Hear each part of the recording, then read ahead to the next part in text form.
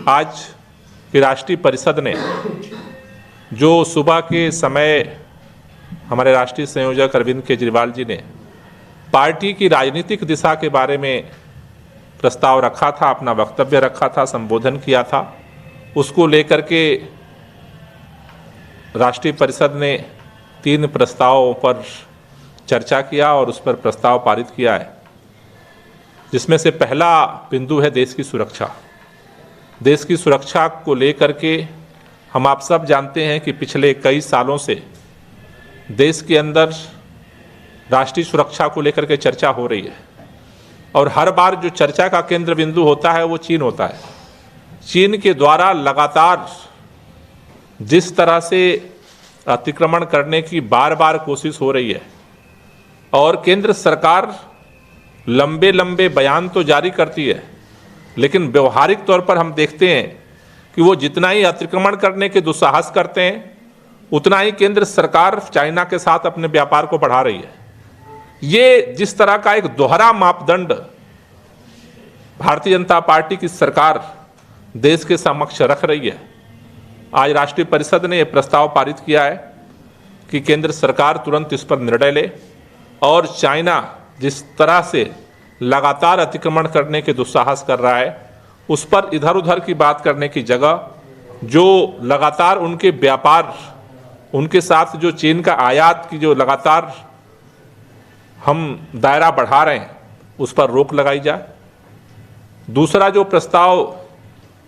राष्ट्रीय परिषद ने पारित किया महंगाई को लेकर के, क्योंकि आज देश की जनता,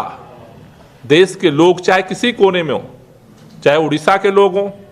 चाहे पंजाब के लोग हों, चाहे वो गुजरात के लोग हों, चाहे वो मणिपुर के लोग हों,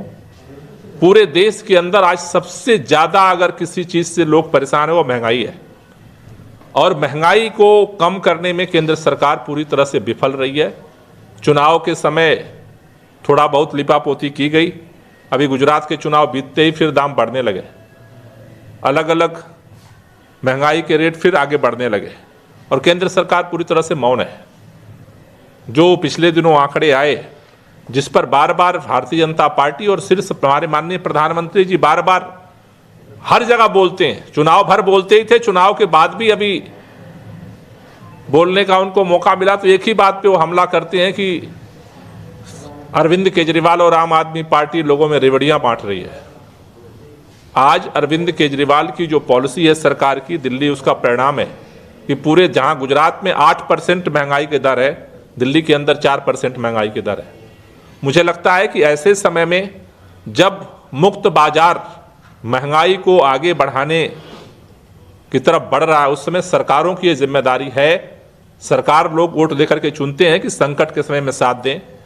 तो केंद्र सरकार से आज दूसरा जो प्रस्ताव हमने पारित किया है कि केंद्र सरकार इस पर त्वरित और व्यवहारिक कदम उठाए जिससे लोगों को महंगाई से निजात मिल सके।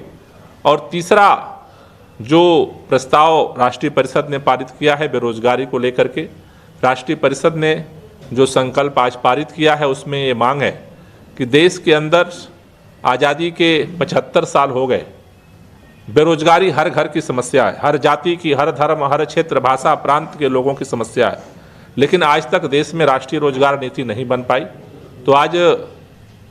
राष्ट्रीय परिषद ने ये प्रस्ताव पारित किया है कि यह मांग रखी है कि देश में राष्ट्रीय रोजगार नीति बनाई जाए। समय सीमा पे जो वैकेंसीज हैं सरकारी, जो खाली पद हैं उनको उनकी वैकेंसी निकाली जाए और इस तरह का एक सिस्टम बनाया जाए कि बिना पेपर लीक हुए भर्तियों को सुनिश्चित किया जा सके। जैसे अभी पंजाब के अंदर आम आदमी पार्टी की सरकार बनी, वहाँ हमने वैकेंसी निकाली भी, 24,000 वैकेंसी निकाली और उनको नियुक्ति पत्र भी दे दिए गए। बाकी जगह पे हम देखते हैं कि साल दर साल पेपर लीक होता रहता है और लोग तैयारी करते रहते हैं और भर्तियां नहीं हो रही। तो राष्ट्रीय परिषद ने 2 महत्वपूर्ण बिंदुओं पर अपने प्लानिंग को, अपनी रणनीति को फोकस किया। पहला, राष्ट्रीय पार्टी के अनुरूप राष्ट्रीय संगठन का निर्माण और दूसरा देश की सुरक्षा, महंगाई और बेरोजगारी पर लगाम। इन 2 बिंदुओं को लेकर के चर्चा हुई है और आगामी दिनों में पार्टी इस रणनीति के तहत देश भर में काम शुरू करेगी।